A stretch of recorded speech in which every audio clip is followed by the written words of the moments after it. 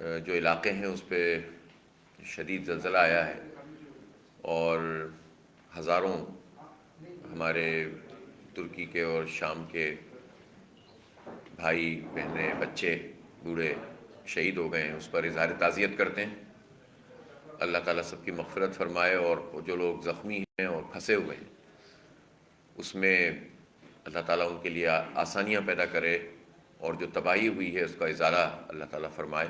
پوری دنیا اس وقت ان لوگوں کے ساتھ ہے جو پریشانی میں ہے، اور پاکستان کے تمام عوام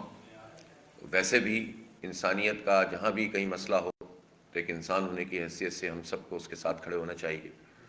لیکن ترکی اور شام کے ساتھ تو ہمارا بہت قلبی تعلق بھی ہے، اور ہمیشہ ہر برے اچھے وقت میں ہم ساتھ کھڑے رہے ہیں۔ تو اس لیے افواج پاکستان بھی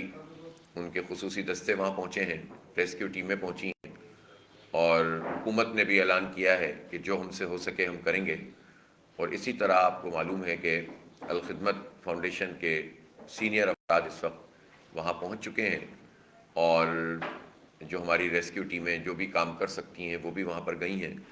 اور جو ہم تعاون کر سکتے ہیں وہ کرنے کی اپنے طرف سے کوشش کریں گے۔ مشکل کی اس گھڑی میں پوری پاکستانی قوم ساتھ ہے۔ ہم جماعت اسلامی کی طرف سے بھی اعلان کرتے ہیں کہ جو ہم سے بن پڑے گا ہم انشاءاللہ تعالیٰ کریں گے، اور پاکستان کے عوام کے ساتھ مل کر اپنے ان مصیبت زدہ بھائیوں کی خدمت کریں گے۔